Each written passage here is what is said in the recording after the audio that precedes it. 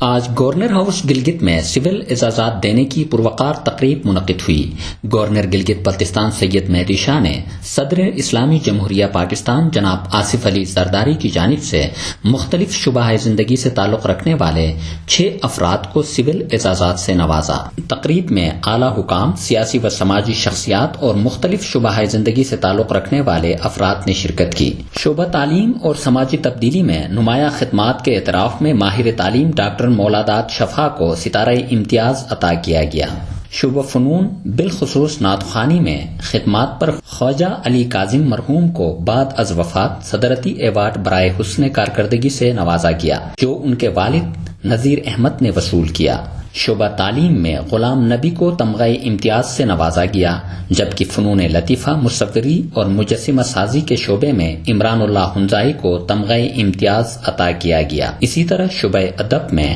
معروف شاعر، ادیب اور لکھاری محمد امین ضیاء کو تمغہ امتیاز دیا گیا، جبکہ سماجی خدمات اور خواتین کی فلاح و بہبود کے شعبے میں گراں قدر خدمات کے اعتراف میں تسنیم زہرا کو تمغہ امتیاز سے نوازا گیا۔ اعزاز حاصل کرنے والوں نے ریڈیو پاکستان سے گفتگو کرتے ہوئے اس اعزاز کو اپنے لیے باعث فخر قرار دیا۔ آج کا یہ ایوارڈ ستارہ امتیاز کا اسپیشل میرے لیے معنی رکھتا ہے، اور میں شروع میں ہی یہ کہتا چلوں کہ یہ ایوارڈ میرے اکیلے کی کوئی کنٹریبیوشنز کا نہیں ہے،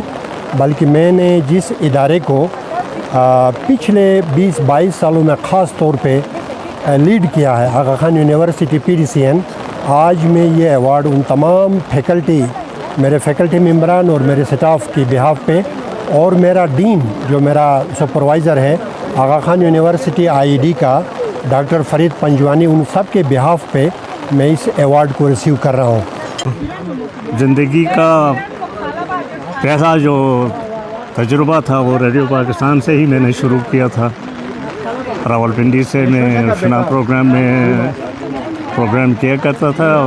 اور ریڈیو پاکستان سے میں نے آغاز کیا ان حروف کا۔ پھر انہی حروف کو چلاتے ہوئے میں نے 74 میں اپنی پہلی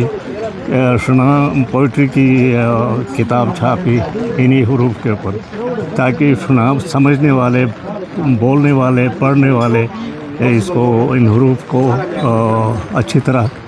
یاد رکھیں اور ان کو سمجھیں۔ اس کے بعد میں اسی زبان کی ترویج اور اس کی ترقی کے لیے مختلف مراحل میں کام کرتا رہا۔ کبھی جرمنی جانا ہوا، کبھی جرمنی کے لوگ ادھر آتے رہے، پھر مجھے جرمنی میں ریسرچ اسکالر کے طور سے وہاں انوائٹ کیا گیا۔ وہاں سے 2 میری بڑی کتابیں شنا کے اوپر شائع ہوئی، جو انٹرنیشنل دنیا کی بڑی لائبریریوں میں موجود ہیں۔ مجھے بہت خوشی ہوئی آج یہ موقع مجھے ملا، تو یہ سارا جو ہے کریڈٹ میرے جو اسکول کے بچوں کو جاتا ہے، ان کی دعاؤں کی یہ طفیل ہیں۔ تو یہاں میں آپ کو تھوڑا سا یہ بتانا چاہوں گا کہ وہاں پہ کافی بیک ایریا ہے، وہاں بیک وٹ ایریا ہے، تو وہاں تعلیم کی وہاں پہ کافی فقدان ہے۔ تو اس حوالے سے میں نے وہاں پہ کافی کوشش کی وہاں پہ کہ تعلیم وہاں پہ عام ہو، اچھا اویئرنیس دیا میں نے وہاں پہ ایجوکیشن کے حوالے سے۔ تو آج اس کا صلہ اللہ تعالیٰ نے مجھے یہاں پہ یہ جو تمغہ امتیاز کی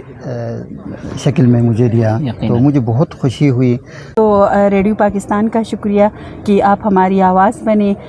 ظاہر ہے اتنا بڑا ایوارڈ لینے میں پھر کئی مسائل فیس کر کے یہاں تک آنا، اور میں یہ کریڈٹ اللہ کی بات اپنے والد محترم کو دیتی ہوں کہ جس طرح میرے والد محترم نے ایک ایسی بیٹی جو 2 سال میں پولیو ہوا، اس کو ایک شجر کی طرح پالا، اور الحمدللہ آج میں اپنے سائے میں ان بچوں کے لیے کوشش کر رہی ہوں جو یہاں پہ تضحیک آمیز الفاظ اور ایسے رویوں کو فیس کر رہی ہے، جہاں پہ کبھی ان کو سوسائڈ اٹیمپٹ کرنا پڑ رہا ہے، کبھی کچھ۔ یہ ایک ایسی